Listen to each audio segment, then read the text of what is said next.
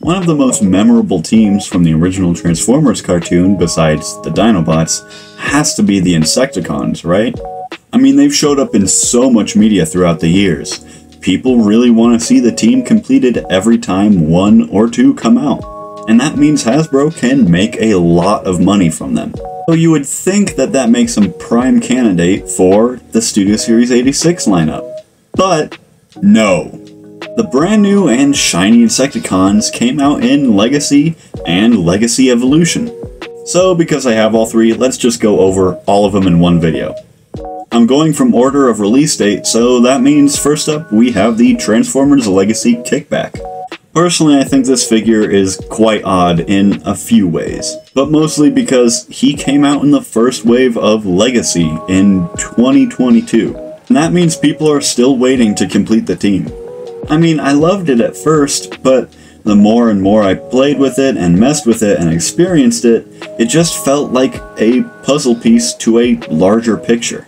What probably contributed to that, in my eyes, is that he's just the least interesting out of all of them. Off the bat, you can tell it is Kickback, but out of all the Insecticons, I just find his design to be the least interesting. The sculpting here is fantastic. I really love the translucent wings. They are a nice representation of some buggy, techie type wings, and it's just beautiful to look at every time. It's not a fully translucent plastic, it is kind of smoky and almost metallic in a way, and if you have them in front of some figures, they do tend to get in the way. But other than that, the translucent plastic here feels good, and unless you really actually try and snap them, they're not going to snap. And of course his head sculpt is amazing. You have some nice rubbery yellow antennae, a very slender jawline, and a nice red for the visor. Just under that, right below his chin, you have a very nice Decepticon logo, and probably my favorite detail throughout all the Insecticons, this yellow clear plastic piece with silver background on it. Now on one side of his chest there is a blue and kind of a yellow detail, but they do get washed out quite a bit by the translucent plastic. But not washed out to the point where you can't see them, it just is kinda iffy. I love that there's a hinge piece at the bottom that can't actually be hinged, but it's a nice nod to the original G1 figures. And his arms are just that, robot arms. Something I really don't like is how far the wings make the arms from the body. It just makes him look a little awkward and doesn't help in articulation, which we'll get to. And when you move down to the legs, the generic detail really starts to stand out. Basically everything on this guy is molded in a black plastic, and there's not much to look at.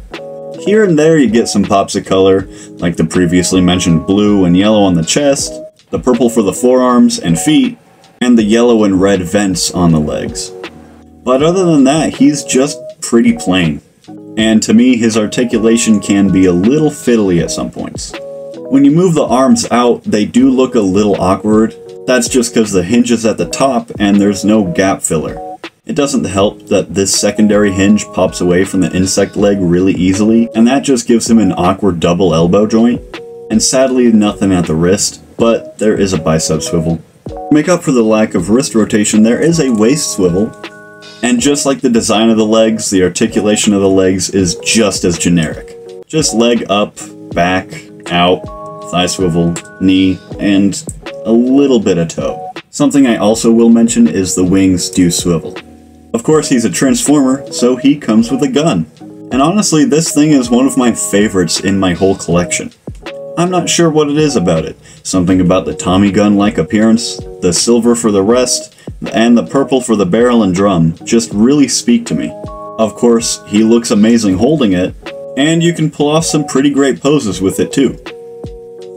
They are kinda hard to see on camera, but they look just fine. They are translucent plastic, but with a nice purple wash to them. And putting them in his hands really make him look like a badass.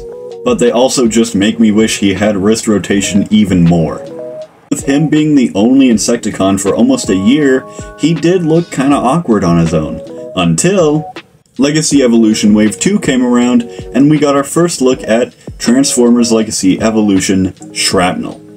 This figure is kind of a weird case. In my area, there were almost none, and in some people's area, I hear they're already being put on clearance. I was lucky enough for my coworker to actually hook me up with one. I really thought the mandibles would be a bigger issue for me, but they don't get in the way like I thought they would. If anything, they make him look a little bit more intimidating. And I really love the helmet design. It's a nice gloss black, and it has a little frohawk in the front. His stern expression lets you know he means business, and I really love the visor. And the gloss black from the helmet bleeds into the rest of the torso. It's a really nice shiny black, and it has some pops of color. I really like the blue and silver rectangle here. It has 2 nipples. And of course, the translucent yellow with the silver back. This time, it almost looks like he has abs sculpted in. And of course, the Decepticon logo. I really love the smooth ball-like texture of the shoulders, and it helps that it's a purple so it breaks the black up perfectly. And unlike Kickback, this guy is sculpted very nicely. I love the round tube-like biceps, and the purple of the forearms. Really brings him to life with more color.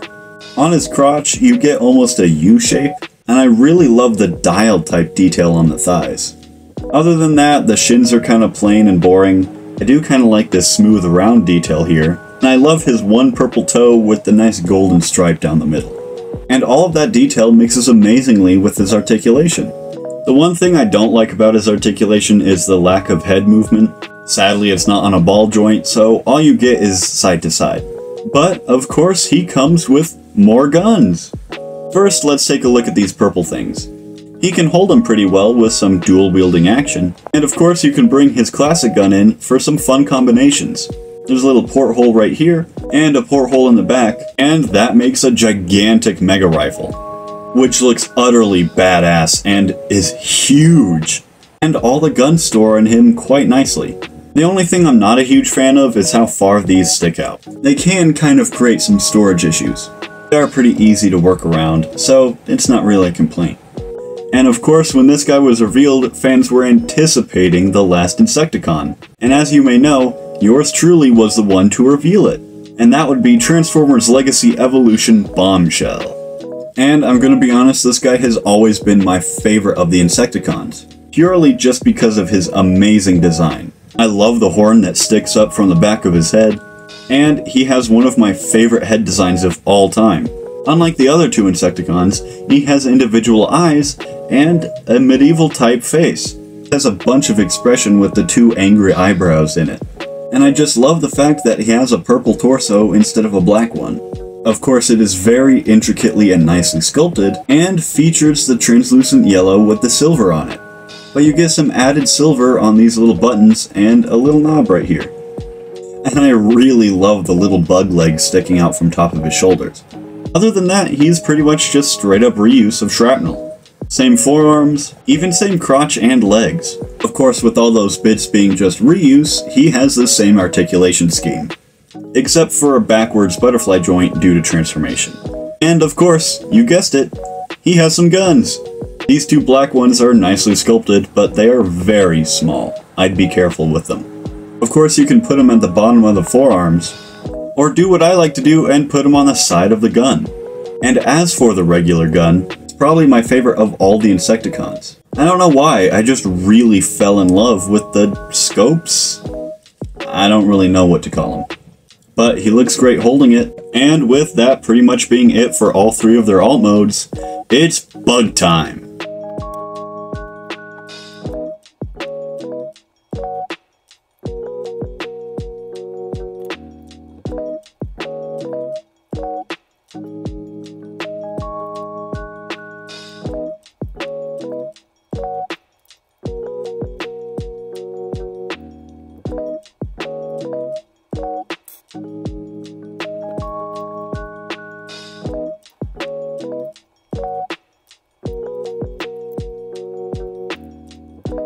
So just like we did with Robot Mode, let's go over Kickback's Bug Mode first. I really love the weapon storage here, but that's pretty much all I love. This thing's Bug Mode actually makes me miserable. So fiddly and flimsy, and it's so annoying. It's pretty much a nothing burger. I mean, you put him like this, it's basically just Kickback doing some intense yoga. I guess you can get him into a pose, but it is just an Insecticon. I don't really have high expectations. From that loose fiddly bug mode to a brick of a bug mode, Shrapnel is just awesome. And I love the weapon storage integration, and I really love the way the mandibles move. But again, other than that, there's no articulation. This thing is a glorified cinder block. And of course, my favorite bug mode is Bombshell. I really love the yellow, and it kind of makes him look a little lazy. The slender black guns become little ski legs in this mode, and of course his horn has articulation. Other than that, that's pretty much it for this bug mode. And with that being said, that's pretty much it for all of these bug modes. So, as I get them all back into robot mode, I really can't help but love this trio of travesty. Kickback is a pretty plain figure, and for a long time he felt very out of place with the rest of my collection, but now having the whole team complete, he really stands out and is very good. Shrapnel was a figure I wasn't expecting to like at first. In my opinion, he was pretty basic, and I thought the mandibles would be a lot harder to work with. But in the end, he is amazing and definitely a standout from this set. And lastly, of course, your Bombshell. Not only was I able to actually reveal the figure, he is my favorite of the three. I just love the design, the articulation, and the bug mode is killer. Overall, I'm really glad Hasbro finished a team, especially making them deluxe class sized. They just all fit aesthetically so well together and stand out very well on a shelf. And overall, Hasbro killed it with these guys. So I'm left to wonder, when are the Diaclone repaints coming? Do I look like I know what a JPEG is? I just wonder.